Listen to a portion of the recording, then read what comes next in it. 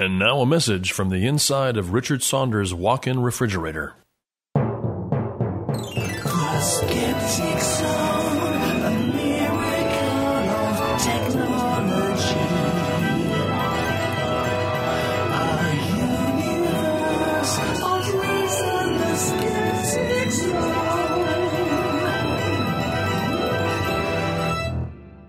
Hello and welcome to the Skeptic Zone, show number 29 for the 8th of May 2009. Richard Saunders here with you. In this week's show, we'll have a special report by Dr. Rachie, where she brings you up to date in the latest developments looking at the anti-vaccination brigade here in Australia. That's followed by a report. A group of us went to the Mind, Body, Spirit Festival here in Sydney, and afterwards, over a nice dinner, we spoke about what we saw. That's followed by our report from Old Adelaide Jail, where we interview Alison Oborn, who does ghostly torchlight tours of the jail. An interesting show, a bit of a mixture, so sit back and enjoy.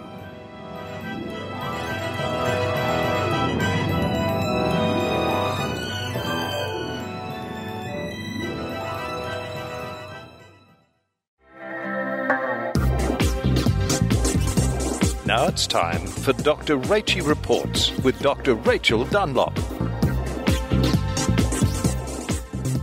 Hello everyone and welcome to Dr. Rachie Reports.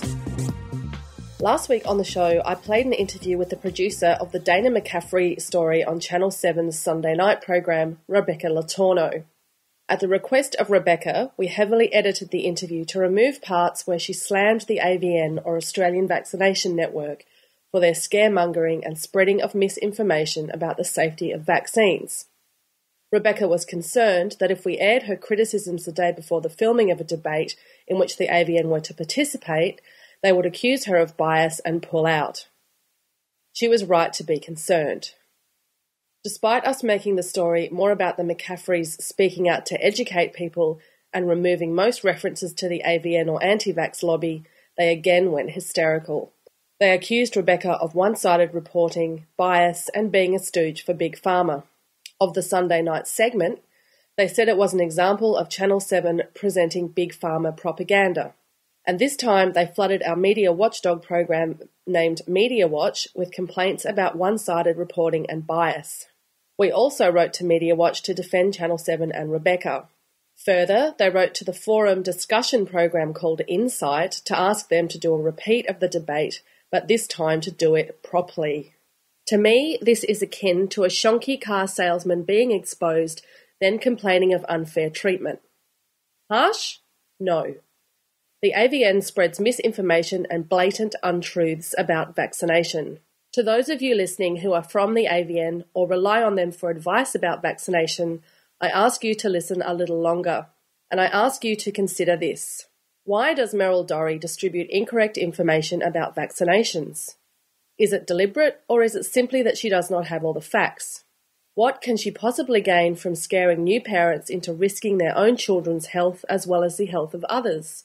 I am not interested in government or big pharma conspiracies. I am only interested in the facts. And unfortunately, it seems that in some cases, Meryl gets them wrong. Following are some excerpts taken from an AVN conference DVD filmed in 2002. And we see that when we look back at the history in Australia. When we look back, we see that these infections, these bacterial meningitis invasive infections, have increased exponentially since the vaccines were introduced. Not the meningitis vaccines, since vaccinations were introduced and started to be used on a mass level. Why is that? Because vaccination by its very nature can suppress the immune system. Here are the facts about the rates of notification and hospitalisation rates for meningococcal disease in Australia from the Australian Government Department of Health and Ageing. In 2003, the notification rate for meningococcal decreased by 39%, while the hospitalisation rate decreased by 47%. These events coincided with the introduction of the National Meningococcal C immunisation program in January 2003. So the claim by Meryl Dorey that meningococcal has increased exponentially with mass vaccination is quite simply wrong. Her claims about vaccination suppressing the immune system is also demonstrably wrong. Vaccinations introduce small parts of the bacteria or virus into the body to elicit an immune response, which comes in the form of antibodies. Precisely the opposite of suppressing, the immune system swings into action to make antibodies so that when you are subsequently challenged by the infection, your body is primed for action. Here's Meryl Dorey speaking on the Sunday night program about mortality associated with whooping cough. My mother used to put me with all the neighborhood kids when they got these diseases, so I'd get them and get them over with and be immune. And there was no fear. There was no worry about it. We just got them. We were supposed to get them, and we did. And we were healthier for them. Now, we have a medical community that's saying if you get measles, if you get whooping cough, you're going to die from it. Well, where is the information from that? You didn't die from it 30 years ago, and you're not going to die from it today. Meryl asks for the information, so here it is. Children do die of whooping cough. Dana McCaffrey died of whooping cough on March 9, 2009. According to statistics from the Department of Health and Ageing, over 16 children under 12 months of age have died from pertussis or whooping cough in Australia since 1993. New South Wales is currently experiencing a whooping cough epidemic. In January and February of 2009, there were 3,356 cases of whooping cough compared to 448 at the same time last year. Across Australia in 2008, there were 14,556 notifications, and so far in 2009, 9,846, making 2008 the worst year on record for pertussis in Australia.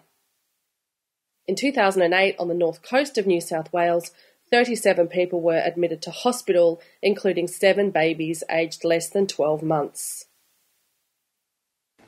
What about if one of your children got whooping cough? They have. And have you sought help from the medical profession? We treated whooping cough homeopathically, and none of us were sick for more than 2 weeks, and my vaccinated children got it, and my unvaccinated children got it, and none of us were sick for more than 2 weeks, and it was nothing worse than a bad cough. Whooping cough spells can lead to vomiting, rib fractures, hernias, apnea, hemorrhage, syncope, incontinence, seizures, and neurological damage from hypoxia or lack of oxygen. Severe complications which occur almost exclusively in unvaccinated people include seizures and pneumonia. Pertussis usually lasts between 6 to 10 weeks, and in China it is called the 100 days cough. 90% of deaths from pertussis are due to pneumonia. After surviving whooping cough, people can develop repeated coughing spasms with repeated respiratory tract infections for up to 2 years. Complications of the disease include lack of oxygen to the brain, leading to brain damage and possibly death. Whooping cough is much more serious than just a bad cough. Now let's listen to the full unedited interview with producer on Ch.7 Sunday Night program, Rebecca Le Tourneau. Hello Rebecca, welcome to the Skeptic Zone. Hello, nice to be with you. Now, firstly, let me congratulate you on a well-researched and scientifically accurate report on the dangers of not vaccinating children. Oh, thank you very much for that. We really set out to try and give people the best possible information available. It's a confusing landscape out there, especially for new parents, and we just wanted to give them the actual facts of the matter. Well, there's been such a massive response to your story, and can you tell us how significant it's been and what kind of feedback you've been getting? It's been enormously significant from what we can see. I think I have to at this point take my hat off and thank enormously Tony and David McCaffrey, who incredibly bravely, at a time when they were in extreme grief, agreed to speak with us on national television and gave us so much of their time to help people understand what is the emotional side of this, and that is the tragic loss of a child to a preventable disease. So that's the first thing. And I think when you're trying to get out to a mass audience important scientific and factual information, it helps if you can, show them where that sits in life and people's life experience. So that was incredibly useful for us.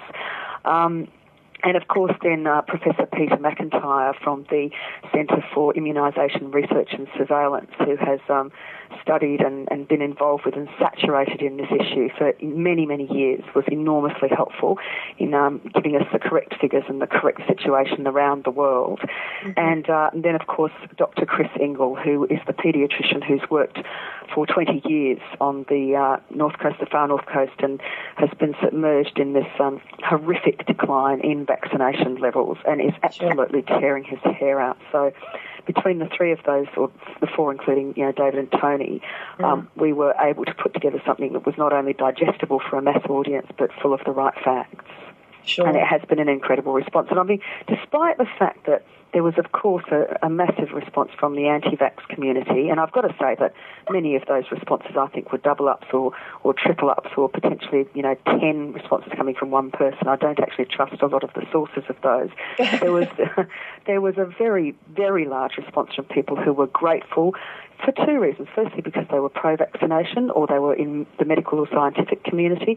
And secondly, parents who were just genuinely confused and had been assaulted by the anti-vaccination lobby's information, and being new parents, being sleep-deprived, being uninformed, were genuinely confused and concerned, and they thanked us. And I thought that actually made an enormous difference with the story. Well, I assume that the debate, which is going to be screened this Sunday, Rebecca, is a direct result of this. But I understand you made a decision to only include people on the expert panel who had a scientific or medical background. And can you tell us why you made this decision? Well, I think it stands out that the way we need to approach this is looking at the figures and the facts that show us that vaccination on a mass scale with herd immunity sustained can completely eradicate, for example, in terms of smallpox, a preventable disease, and lower the death rates and lower the rates of misery and suffering that people go through to an enormous degree. I mean, one thing which really astounded me when we were speaking with Meryl Dorey from the anti-vaccination lobby, and I say that, I mean, she says the Australian Vaccination Network or whatever, it is the anti-vaccination lobby. I am not frightened to say that. When I was speaking with her, I put to her the question that Dr. Chris Ingle had said to me he feared an outbreak of polio in this region on the north coast where there are only 1 in 3 children vaccinated. I mean, 1 in 3 children has not been vaccinated for anything. He feared a polio epidemic. They've seen it in the Netherlands. It could happen here. When I put this question to her, Meryl, surely the facts are sitting in front of you. Children died in that community where there was no vaccination. She did not answer the question. She went on to say, yes, but what do you say to me when I tell you that 40% of all children in our country are suffering chronic disease, which is, of course, a complete fallacy. I mean, that would mean half of every classroom in this country had chronic disease. Absolute rubbish. And she did not confront the fact that these are epidemics which could rear their heads again. Whooping cough and measles have. Polio could be next. And for God's sake, for us to go back to the days of polio would be the greatest travesty in health ever. So your decision to only include scientific and medical professionals on the panel, this excludes some of these vocal anti-vaxxers, as you mentioned, like Meryl Dorey. What kind of response have you had from them with respect to that? Well, I think they were very keen to at least be in the audience. So I think, and I was not going to put, nobody up there. That would have been unbalanced reporting in a sense. I had to allow them to have some sort of say. And I think, people will judge for themselves whether or not what they say in the face of what the medical and scientific experts say actually holds any water. So Meryl is in the audience. She wanted very much to be on the stage. I was not willing to do that because I felt that we wanted to have the scientists and the doctors on the stage to answer people's questions with scientific facts and figures. It's not an anecdotal argument. This is not an argument where you say, a baby was found dead in its cot after a vaccine, therefore all vaccines are bad. It's just so far from the way we understand scientific reporting and understanding. It's ludicrous. So I didn't see any benefit in that. I thought the greatest benefit was to allow Meryl to sit in the audience and have her say from there. I guess it's going to be interesting in that sense, though, Rebecca, because as you mentioned, Dana's parents, Tony and David, will be in the audience with Meryl. I wonder how that's going to play out, and it's obviously very brave of them to be able to do that. it is incredibly brave, and they spent several days thinking about it, and I was happy to give that to them. They are the bravest people I've met in a very long time, because their little baby only died just over 6 weeks ago now.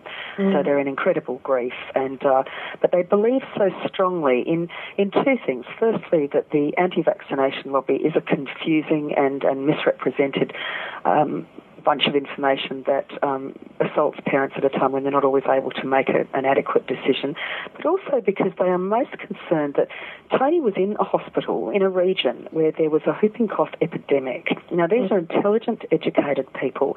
I mean, she was doing everything up to the tiniest of, taking folate, for example, one is something that many pregnant women never bother to do. So doing all of the right things.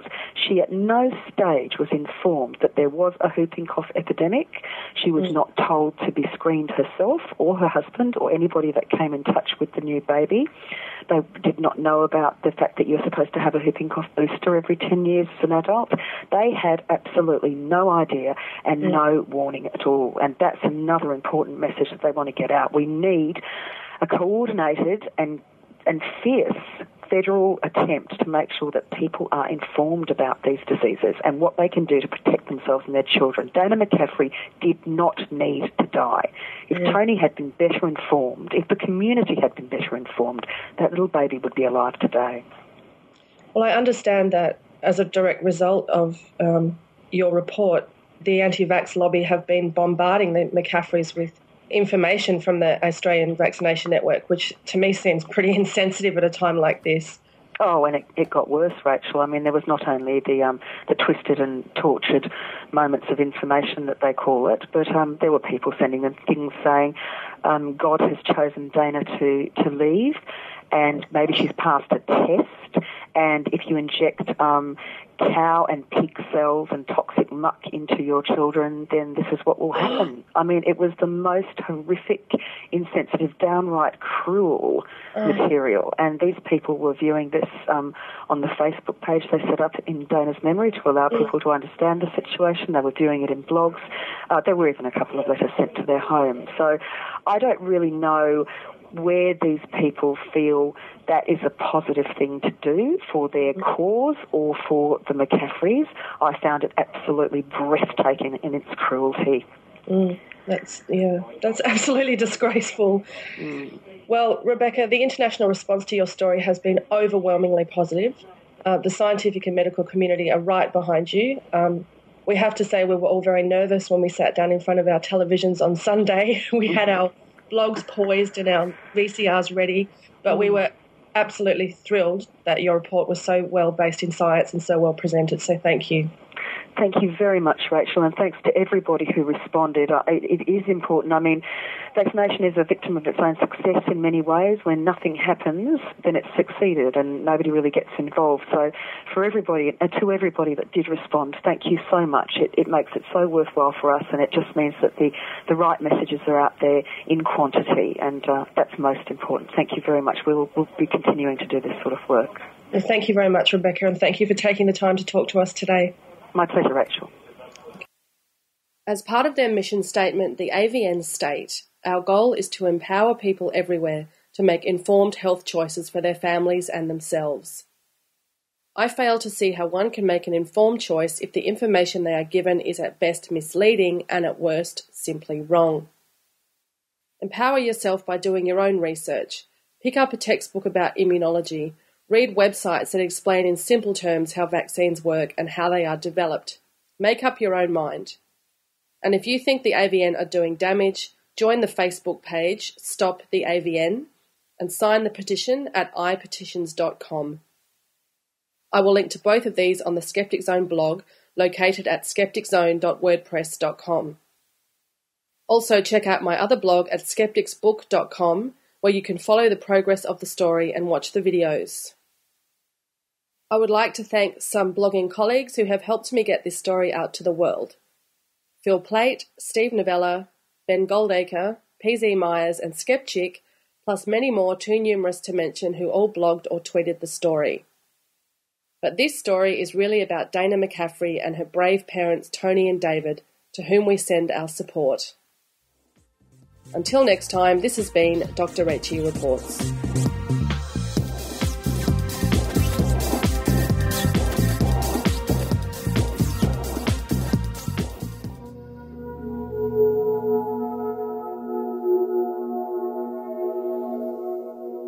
Hi, Phil Plait from badastronomy.com and the James Randi Educational Foundation here.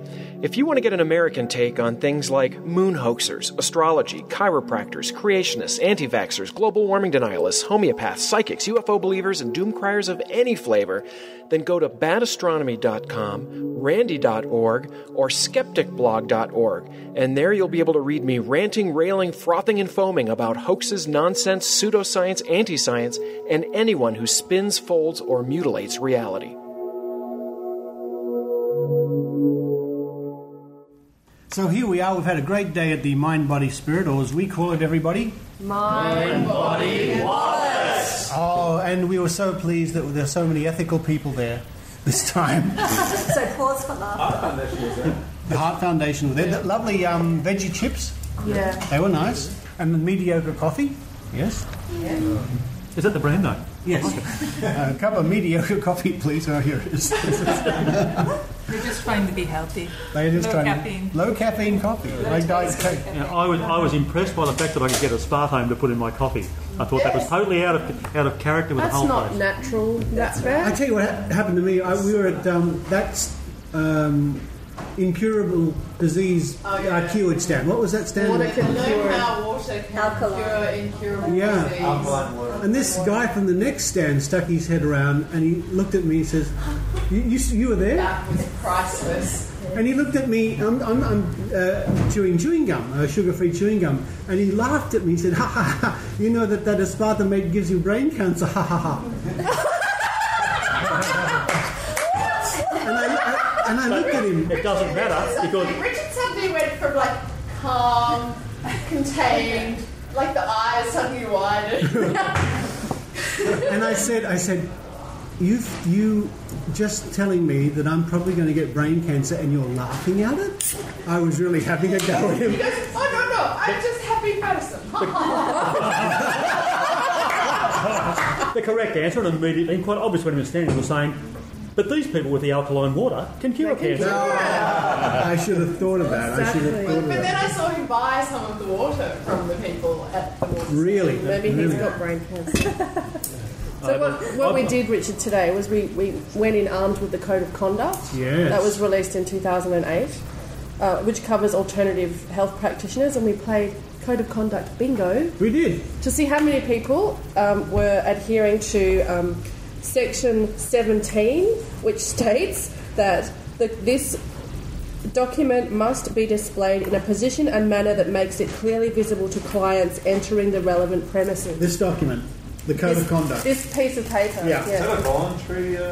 No, we're going to link to that's that. law. We're going to link to that on the Skeptic Zone I'll link to it. Skeptic Zone website. I've blogged about this previously, but can I ask, just do a quick survey here. Did anyone see this piece of paper displayed clearly? No, I didn't see it anywhere. No, Really? I see it now.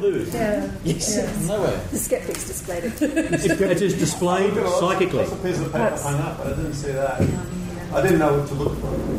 I thought it was particularly interesting that people who were doing like invasive procedures like live blood analysis, taking blood, didn't have this on display.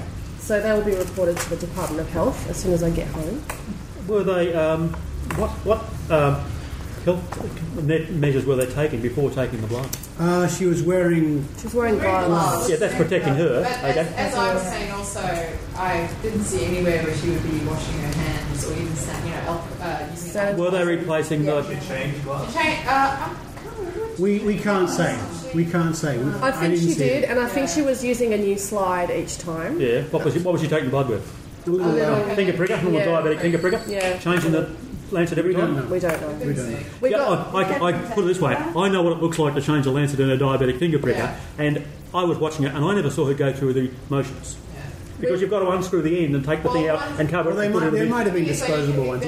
You can get some that got half a dozen in. Just individual units, and I think those are the ones. But this is all very well and good. But what they were peddling was live blood analysis. It was nonsense. Yeah. And we got moved on because we asked too many questions. Yeah. And Helen, can you tell the story of how the guy got cranky because he found out the government's going to support cancer drugs? Yes, it was announced this morning that the government was going to subsidise drugs that were previously prohibitive to patients. There's 3 different drugs or something, and the government's announced they're going to give $600 million into this program so that the drugs are now affordable for cancer patients. And the guy peddling the live blood analysis said that was a bad thing, and when I think Richard or you said, why is that a bad thing, he couldn't really give an answer. So I asked him if his supplements could actually help me if I had cancer, and he said, I can't tell you that. And I said, so does that mean they don't, or does that mean they do? And he said, I can't tell you that. And I said, so if the drug's bad that I can get from a pharmacist, if your supplements may or may not help me but you can't tell me, what can I do to cure my cancer?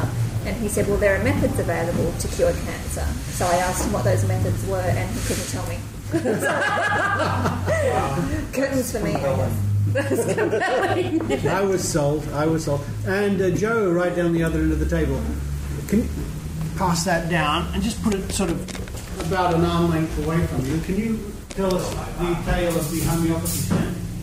Oh, the homeopathy stand. Well, I told them that I had a friend who is looking to get pregnant. And one of the things that they've mentioned about swine flu recently was that pregnant women would be particularly susceptible to this. So I said to them, well, I've got a friend who's thinking of becoming pregnant, and is there anything that she can do to protect herself from this, particularly in the way of, vaccination and so on? And they said, well, no. It's all just recently been established, but we are actually, we're doing research at the moment to develop a vaccine for swine flu. And I asked them about, I think Rachel and I asked them about meningococcal and generally about vaccines. And they told us that, really they were loath to actively say anything specific in regard to vaccination. They became very cagey about vaccination. But in fact, one of the homeopaths told us that she's currently treating a child for whooping cough, and that there is an outbreak of whooping cough in her area, which is St Ives, and that supposedly all of the children in this area interviewed were vaccinated, but that then she said, well, it hasn't actually been proven that they do all definitely have whooping cough, but there's an outbreak of whooping cough. It was a very strange sort of. And she said that she was treating them using different things because the antibiotics that the child had been on hadn't worked, and that she had to try different treatments for this therapy because the cough was different from one week to the next and symptoms just kept changing. But the child has whooping cough. She also said to me that the antibiotics hadn't stopped the cough. That's why she was treating it. The antibiotics were not administered to stop the cough. No. To stop the trends. She can't have that. Now, listeners may have twigged that we're actually in a Chinese restaurant. The secret's out. And there are how many? 15 of us here. Stop that red bag. There are 15 of us here. And the chili sauce has just arrived. How good is that? How good is that? There were 13 of us, but we went out and got some ring-ins to make sure the numbers were right. That's right. It's a very sound from a numerology point of view. Had there been only 8 of us in the Chinese restaurant, we'd have got the meal for free. And let's plug the restaurant because it's a restaurant that we often come to, right back. It is, yes. It's Barbecue King in Chinatown, Sydney. Yes. We came here on the night we went to see Benny Hinn and couldn't get in. We couldn't get into the Hinn. We couldn't get in. There was no room at the Hinn. No room at the Hinn. So if there's a Mind Body Spirit or Mind Body Wallet Festival in your city, go along, have a look, and more importantly, ask questions. Ask questions. They hate it when you ask questions.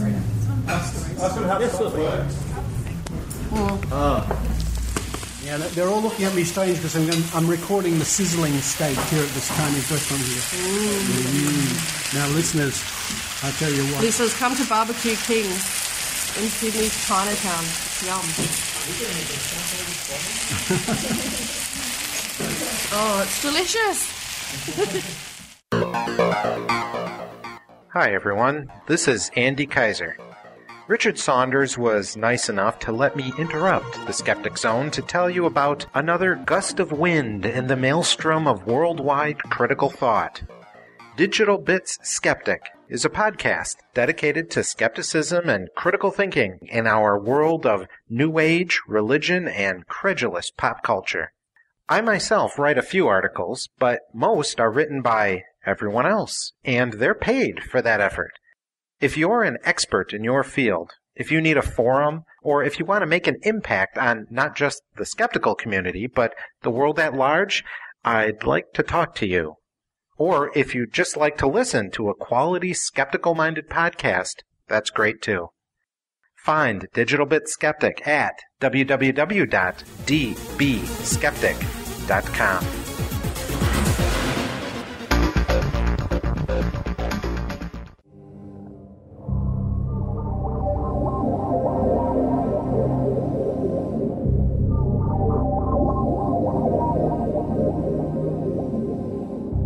A night of ghost hunting in Adelaide. In early April, I flew down to Adelaide with Dr. Rachie to help her family celebrate the occasion of her father, Colonel Moose Dunlop, being awarded an OAM. We took the opportunity, while we were there, to go on a bit of a ghost tour, or a ghost hunt, well, really more of a Torchlight tour, they call it, of Old Adelaide Jail. Before the tour started, we had a chat with our tour guide, Alison Oborn.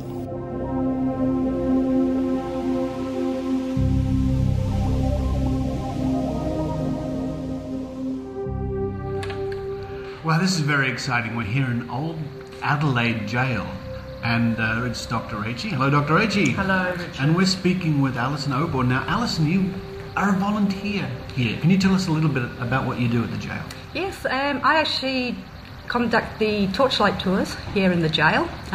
So I get called in whenever we have a private tour, along with a lot of other volunteers.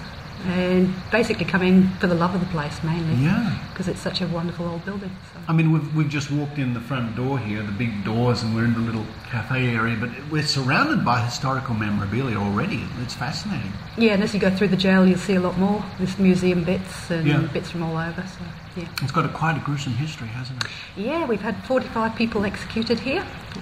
Even though this was actually not a high security jail, the people were brought here for execution. So 45 people. They're still in the jail. They are still buried within the grounds of the jail. Really? And we have lost a few. We don't know where they are. So. Is there a graveyard here? Or yeah, it is actually an official cemetery here. Oh. Yeah. So we know where 20 odd of them are, but some of them we don't know. There's no record of where they were buried. So. That's interesting. That's interesting. And of course, we're here for the wonderful fun and the history and the experience of the ghost tour, or do you call it the Torchlight tour? Torchlight tour. But if you, we call it Torchlight because otherwise people will expect to see something, and it's obviously, if we could promise something like that, we'd be a mecca for believers and non-believers alike. We'd be, So obviously you can't promise anything. Well, we can all live in hope, can't we? Oh, I do. Every time. And I'm very jealous when I don't get to see something. Now, how long have you been doing those night tours? Now. I've probably been doing them about 5 years now. Oh, wow. So, quite a while. And is it most weeks of the year? Or? They were actually removed for a while because the DAH at the time were interested, but public demand actually brought them back. So, and then we got called back in again to resume. It's been very popular. So that was the Department of Heritage? Yeah, because they were more interested in the history of the place, and obviously with being a government department, weren't that interested in the ghost side of it. So. Okay. But public demand's just been, they've been phoning, so they've had to bring them back. But it's such a good way to get people interested in the jail itself. That's right. It brings them in because the people will often come back for a history. All right. They'll come in and they'll be very, very interested in the history. And although we'll give a little history tonight, obviously it's a mixture. Yeah. So they can come back and do their proper tours, another time. So we're going to find out tonight about some of the... Yeah, you'll find out about some of the history. That's interesting. Yeah. And about some of the poor people who ended up on the end of the noose. Oh, yeah. I can see over my shoulder. Look at that. Yes, we'll be talking about the nooses and the hangings and how they were done. That's all very all the gruesome stuff. Do you get people coming along who are quite hopeful that they might see a spectre or a spirit or something? Yes. So we have a little talk at the beginning about that. Do you break it to them gently? We break it to them gently that the chances are very slim. So just enjoy. And how personally, do you find that aspect of it quite fascinating? I do, yeah. Yes. Very fascinating. More through personal experience, and that's generally what we'll talk about on the tours, our personal experiences, both of myself and other volunteers here. Oh, that's interesting. People have reported things, we'll talk about that, what they think they've had happen. So, right. And, and the history as well, so hopefully you'll get something out of that. I'm sure we will. I'm looking forward to it immensely. I mean, even, as I say, even in this little room we're sitting in now, you can sort of get a sense of the atmosphere, can't you? Yes. No, and as I said, this jail has been left as it was when it was closed down in 1988. So what you see is literally as it was left. So you should get a sense of and you're saying what appalling conditions the prisoners were living in and why it closed down. Just saying before we started that the conditions weren't good for the prisoners. They weren't. That's why it was shut down here. No more after that. So there's an area in here where they... Several areas where they were hung. hung. Several areas where they were hung. They were moved around. So we'll be visiting a lot of the areas as we go along. Ooh, it's creepy already. It's also in quite a creepy location, Alison, isn't it? I mean, it's to describe it to our listeners, it's kind of you drive through a deserted sort of area past an old police barracks. The old police barracks, just railway lines and a big open paddock and not much else. That sort of adds to the atmosphere, doesn't it? It does.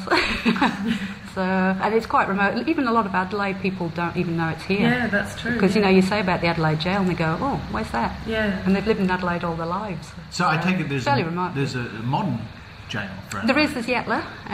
That's up at Grand Junction Road, which is up north a little bit. And that is actually an old jail as well. It was only built a few years after this one. And that's where the more hardcore prisoners were taken. Radio. In fact, a lot of the walls and buildings here were built from the quarries that the prisoners were working up at Yatala. So they brought the stonework down here and built this jail with it. Oh, okay. When was it operational from? When did it start? 1941. So it didn't really have a huge lifespan as a jail? Just over 150 years. So. Oh, I see. Sorry, 19. I'm getting my years wrong. I'm a century ahead. 1841. That is hugely my fault. And I do get my 19s mixed up with my 18s. This wonderful photograph we have behind us, this giant blow-up, is this of the jail? That's actually nothing to do with the jail. It's going to be removed soon. For the people in it just gave a feel, I think, when they put it up. Period dress, aren't they? For the period at the time. But you've got to remember that before the jail was built here, there was all settlements under here when they brought the ships in and the people came in with the ships. They would build streets here and name them after the ships. And what they found is that the jail has been built, it's like a cap being put over the history. Instead of clearing the area, they just built over it. So the archaeologists have come in and they're in here at the moment and actually doing digs and finding archaeological stuff. So that's interesting.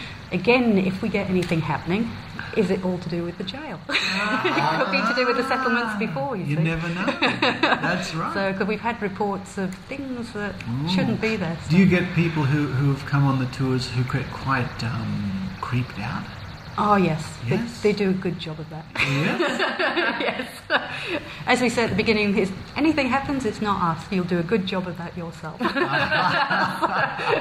I can imagine that... people could let their imaginations get the better of them. Oh, I think you can anywhere that's dark and spooky. Well, especially if... and got a history of 45 people being killed. Yes, that would help a lot, I think. Yeah, so they do experience things. I've been on a couple of tours and we've had odd little things happen, which we will talk about. Okay, that's interesting. So, but as I say, it comes down to personal experience and stories and... Yeah. I've been on quite a few ghost tours, and I must say I've enjoyed every one of them. Yeah. It's been marvellous fun, all bar one, which took itself so seriously. And again, we were talking before about when people make absurd claims. Yes. It's all very well making open-minded claims and wondering, but when you just talk rubbish, especially when they were suggesting that every orb in the cameras was a ghost. Alison's grimacing at this point. But Alison, you know some things about orbs, don't you? You mentioned earlier that you've done some research into orbs. Yeah, we did a lot of research. We've done a lot of experimentation with cameras. I mean, I might as well say that we were a team here that came in to look at the place. Yeah. And, we test all our cameras. We tested it with dust, we tested it with moisture, we tested it with hair. and you can get some wonderful effects, especially with hair. Really? With hair? Yeah. Okay. Because with hair, quite often you'll just get the orbs, but you don't see the rest of the shaft of the hair. That's interesting. I didn't know that. Yeah. And sometimes you'll get what looks like an orb fleeting across because it looks like it's got the tail. So, with all pictures you've got to be very careful. Because, we do, because, we can recreate them. I'm sure our listeners know that when they get a lot of their pictures, taking pictures with the flash, they'll get orbs every now and then, everywhere. I mean, I've gotten orbs in every sort of room and environment you can imagine. Well, I went on a ghost tour in Sydney once, and it was raining lightly. So every photo I took with a flash, there were orbs everywhere. Amazing. It's raining, but that's one of the good things. I mean, if it was a spirit or something extra, fine, well and good. Yeah. But if it's not, then it's best to say, well, look, in this situation, this is the real answer. And that's the thing, keeping it honest. Keeping it honest, yeah. Because, I mean, when I went into... Cause as I said, I'll admit I went into paranormal investigation. But when I went into it 15 years ago, I wanted answers, but I wanted true answers. And if I start believing everything that I get, then I'm lying to myself. Yeah. And that's not giving me an answer. Yeah.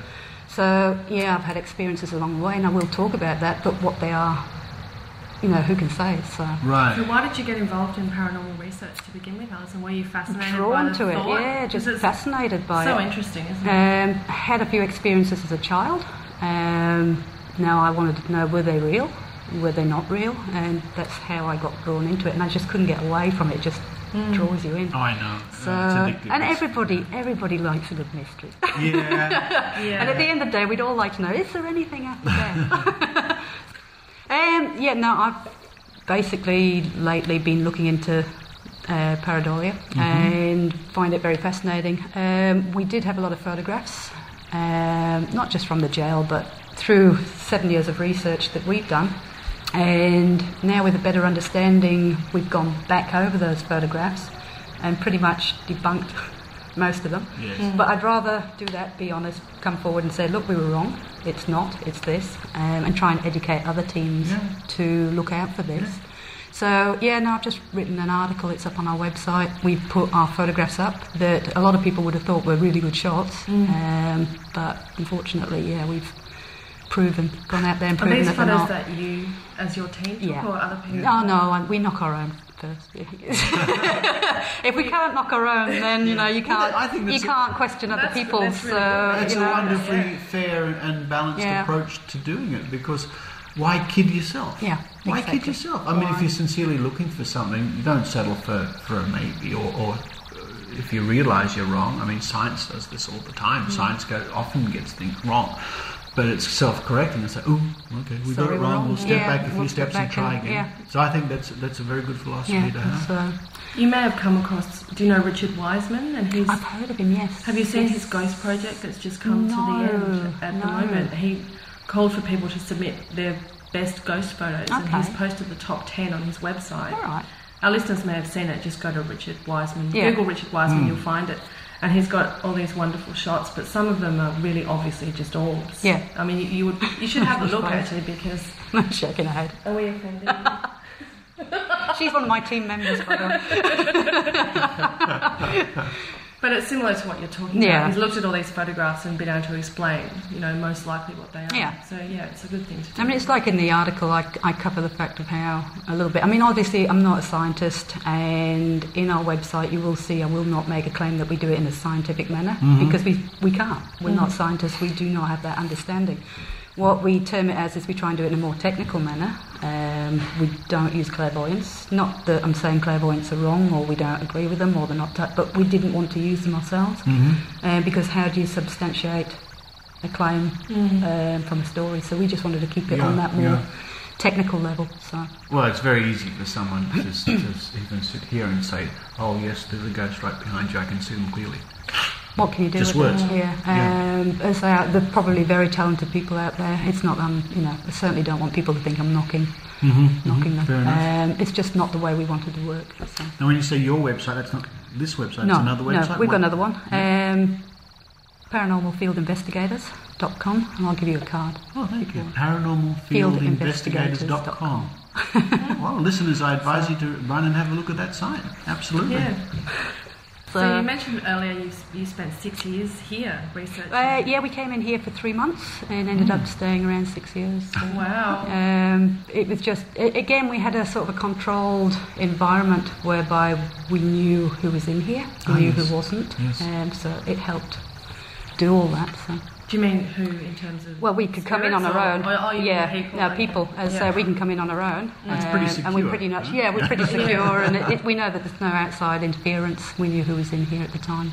So when you say we, was that a group of researchers? Or there's 6 of us in the group. Okay. Yeah. Is that a society? We keep it small. It's just a group that was formed about 15. Well, actually, this one was formed about 7 years ago. Oh, okay. Because I found basically that I wanted to do it the way I wanted to do it, and the only way to do that was to form your own group at the time, so you could do it your own way. Right, fair enough. So what have you discovered in that time that you've been researching? Well, it mainly comes down to personal experience. As I say, the thing about our group is we don't put stuff out there and say that's paranormal. That's interesting, that's curious. How do I prove to you, or how do I prove to anybody that that was a ghost? You can't. You really can't. Yeah. So what you do is you just can only give your experiences. People will either take it and go with it, or they'll not. It's up to them. But all I can say is that would be my experience as a team, what we had happen. So. You mentioned earlier that you're a photographer as well. I love photography. And you take a lot of photos in here, so have you ever got anything that you can't explain? I mean, you mentioned the orbs before, but anything else? Photography for me isn't a medium that I would trust, mainly because you've only got one still shot of that moment, and as we know, it could be lens reflection, but on a movie, you would see that. As things move around, you would see the thing moving across the screen. Yes. Yeah, does that make sense? I'm probably rambling a bit. No, that's fine. So to me, photography, and as I say, you got Paradolia, which is we'll talk our about friend. that in a minute, So to me, photography in itself, a photograph, isn't enough to be good evidence. Again, EVP, I know people dispute it. I really do have to look more into it. I enjoy more. But again, there's lots of factors in that, as we all know. But at the end of the day, it comes down to personal experience. It's basically, Oh, I think I hear a ghost now. It's Anna. She's very scary. Anna's probably going to be the scariest thing you see tonight. Unless it's me. Don't talk too loudly, she might hear you. Oops. So what would it take to convince you then? Would it take a movie? Perhaps, as you just mentioned, or look, I mean, people say, "Do I believe this?" I mean, I personal experience have put to me that there may be something out there more than what we know, but that's because of my personal experiences. But even then, I question. I mean, the thing about the tour also is it isn't. I mean, I don't take myself seriously anyway at the best of times, but it's not one of those jump out at you. Oh, good. I've been. I'm hoping you don't want it's that. All right, I'll jump out at him. Anyway, it's like you don't have to do it. It's like I don't do that. Now, nothing tacky either. No sound effects. No. You don't wear a big cape and a dark hat or a white sheet. This is it. The fashionable. Oh, very nice. It's the only time I get. Now, Alison, of course, if our listeners want to visit the jail, or they're living in Adelaide and they'd like to visit the jail, but they're just visiting, they can ring here on Adelaide 8231 4062, or just easily go to the website, which is www.adelaidejail, and we spell jail with a... The old way. The old with way. A G. GAOL.sa.gov.au, or if they just Google Old Adelaide Jail, they can find out all about it. So if I'm walking through those big doors and seeing the little booth at the front with the prison warder in there, or the guard, it's very good stuff. No, you do. I love this building. It's brilliant, the history.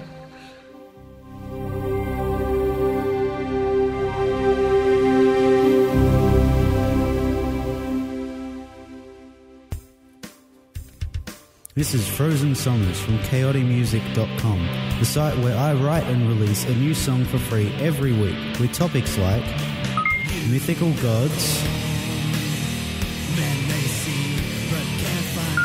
wacky theories,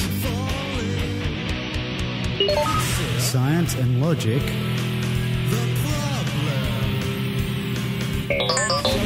and anything else that crosses the mind of this former preacher. So head to chaoticmusic.com to get a skeptical music fix. chaotimusic.com. You may even learn something.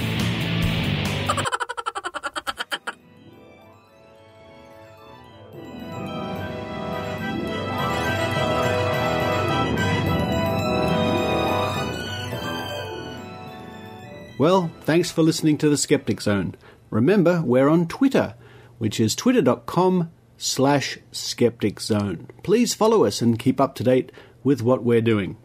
Until next week, this is Richard Saunders from Sydney, Australia. You've been listening to the Skeptic Zone. Visit our website at www.skepticzone.tv for comments, contacts, and extra video reports. Skeptic Zone, a miracle of technology.